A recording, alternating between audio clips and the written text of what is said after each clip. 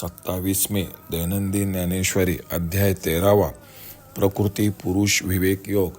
अलंकापुरी पुण्यभूमी पवित्रम तेथे नांदतो ज्ञानराजा सुपात्र. तया आठविता महापुण्यराशी नमस्कार माझा सद्गुरू श्री ज्ञानेश्वरांशी. ओवी क्रमांक 271 पासून पुढे. विरोधू वादू बळू प्राणिता पडाळू उपहासू छळू वर्मस्पर्शू आटू वेगोविंदानु आशा शंका प्रतारणू हे संन्यासिले अवगुणू जया वाचा आणि तयाची परिकिरीटी थावू जयाची दिठी सांडलिया भ्रुकुटी मोकळिया काजे भूती वस्तू आहे ती रूपोशके विपाये म्हणून वासून पाहे बहुत करुणी ऐसाही कोणी एके वेळे भितरले कृपाचे निबळे उघडोनी डोळे दृष्टी घाली तरी चंद्रबिंबोनी धारा निघता नव्हती गोचरा परी एकसरा चकोरा निघती दोंदे तैसे प्राणी यांसी होये तरी जो कही वासू पाहे तया अवलोकनाची सोये कुर्मी ही नेने किंबहुना ऐसी दीठी जयासी भूतांसी करही देखसी तैसे चिते तरी होऊनिया कृतार्थ राहिले सिद्धांचे मनोरथ तैसे जयाचे हात निर्व्यापार अक्षमे आणि संन्यासिले का निरिधन आणि विजाले मुकीनी घेतले मौन जैसे तया परी काही जया करणे नाही जे अकर्तयाच्या ठाई बैसो येती आसुडेल वारा नख लागेल अंबरा या बुद्धी करा चळोने दी तेथ आगा वरिली उघडावी का डोळा रेगते झाडावी पशुपक्षा दावावी त्रास समुद्रा या केऊत या गोठी नावडे दंडू काठी मग शस्त्रांचे किरीटी बोलणे के लीला कमळे खेळणे का पुष्पमाळा झेलणे न करी म्हणे गोफणे ऐसे होईल हालवतील रोमावळी या लागी अंगण कुरवाळी नखांची गुंडाळी बोटावरी तव करणे याचाची अभाव परी ऐसाही पडे प्रस्ताव तरी हाताहाची सर्वाव जोडी जोडीती का नाभी करा उचलीजे हातू पडल्या देजे ना तरी आरता ते स्पर्शीजे अळूमाळू हे उपरोधे करणे तरी अंतर्भय हरणे नेनती चंद्रकिरणे जिव्हाळा तो पावने तो स्पर्शू मळया निळू खरपुसू येणे माने पशु कुरवाळणे जे सदा रीते मोकळे जैसी चंद नागे निसळे न फळताही निर्फळे होतीची ना आता असो हे वागजाळ जाणे जे करतळ सज्जनांचे शीळ स्वभाव जैसे आता मन तयांचे सांगो म्हणे जरिसाचे तरी सांगितले कोणाचे विलास हे काही शाखा नव्हे तरू जळे वीन असे सागरू तेज आणि तेजाकारू आन काही अवयव आणि शरीर हे वेगळाले काय किरसू आणि निरसिनानी आदी म्हणून हे जे सर्व सांगितले बाह्य भाव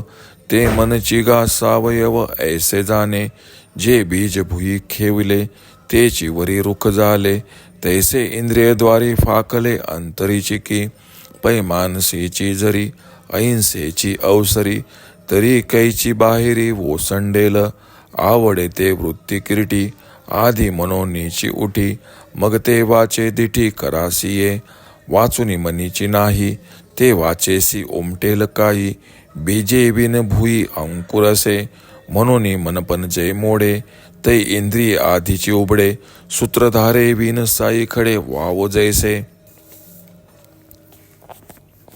विरोधी भाषण जीवाला सुखदायक दुःखदायक असा उपहास क्रूर चेष्टा छळ व मर्मभेदक अटींचे आवेशाचे कोट्या करणारे आशा निर्माण करणारे शंकाखोर ठकबाजीचे वगैरे अवगुण ज्याच्या भाषणात नसतात तसेच अर्जुना ज्याची दृष्टी स्थिर असून भुवया सरळ आहेत कपट सूचक नाहीत प्रत्येक प्राणीमात्रात परमात्मा वसलेला आहे त्याला त्रास होईल म्हणून तो बहुधा कोणाकडे टक लावून पाहत नाही असे असूनही आतील कृपेच्या भरतीमुळे कोणाकडे डोळे उघडून पाहिले तर चंद्रापासून स्रवणाऱ्या अमृतधारा जरी कोणाला दिसल्या नाहीत तरी त्याचे भोगते जे चकोर पक्षी त्यांना त्या दिसतात व त्यांनी ते संतुष्ट होतात त्याप्रमाणे तो ज्याच्याकडे पाहिल त्याला आनंद होतो कासवीच्या नजरेत प्रेम आहे असे म्हणतात, पण तेही त्या दृष्टीपुढे फेकेच.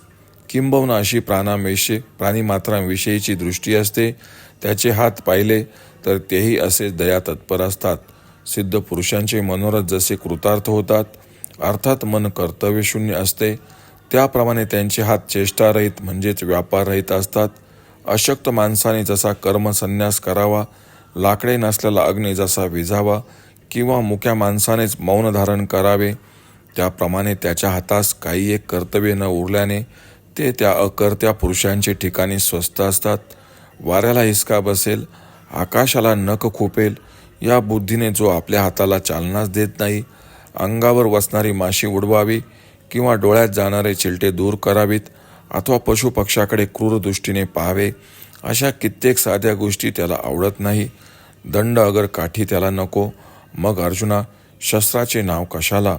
हाताने लिलेने कमळ फिरवल्यास अथवा फुलांची माळ झेलल्यास गोफणीतील दगडाप्रमाणे त्यांना इजा होईल म्हणून हेही व्यापार तो करीत नाही.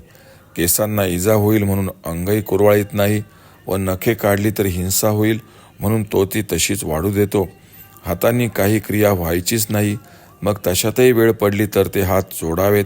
हा ज्यांना अभ्यास आहे किंवा एखाद्याला अभय देण्यासाठी त्याचा हात उचलला जातो किंवा पडलेल्या सावरण्यासाठी तो पुढे येतो किंवा दुःखितांच्या अंगावरून तो हळूच फिरतो, हेही नाईलाजानेच तो करतो.